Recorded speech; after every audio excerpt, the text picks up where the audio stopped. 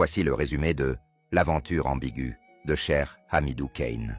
Si cette vidéo vous intéresse, likez, abonnez-vous et dites-moi en commentaire si vous voulez que je résume d'autres chefs-d'œuvre africains.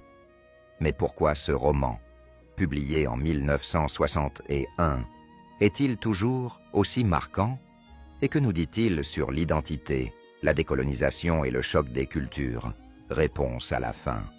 C'est l'histoire de Samba Diallo, jeune garçon Peul élevé au Dialobé, une région traditionnelle du Sénégal.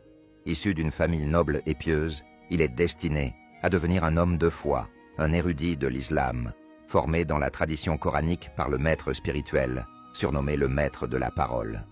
Dans cette éducation rigoureuse et mystique, Samba apprend à prier, à méditer, à se soumettre à Dieu, une formation où l'on apprend à se prosterner profondément, à pleurer sur la condition humaine. Mais un dilemme naît. Le monde change. Le colonialisme français impose son influence, sa langue, son école. La tante de Samba, la grande royale, femme de pouvoir et de vision, prend une décision cruciale. Envoyer Samba à l'école française pour qu'il apprenne les armes du colonisateur. Selon elle, il faut vaincre l'Occident avec ses propres armes. C'est le début de l'aventure ambiguë. Samba quitte donc le monde spirituel du Dialobé pour l'univers rationnel de l'école française. Il découvre la philosophie, la logique, Descartes. Il s'ouvre à une autre manière de penser, mais commence aussi à se déraciner. Entre deux cultures, deux systèmes de valeurs, deux langues, il se perd peu à peu.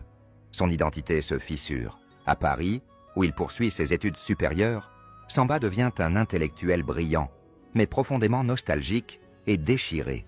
Il prend conscience qu'il a gagné le savoir des Blancs, mais perdu l'essence de son âme noire. Il ne prie plus, il doute, il se sent étranger à lui-même. Il n'appartient plus entièrement ni à l'Afrique traditionnelle, ni à l'Occident moderne. Il est un homme fendu en deux.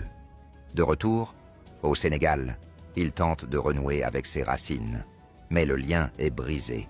Le maître de la parole est mort, le monde ancien s'efface, et lui-même ne sait plus comment vivre avec ce vide intérieur.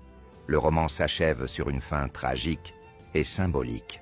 Samba est poignardé par un fou, le fou, un personnage énigmatique qui incarne peut-être la folie née de cette fracture identitaire. On ne sait pas s'il meurt physiquement, mais il est spirituellement brisé.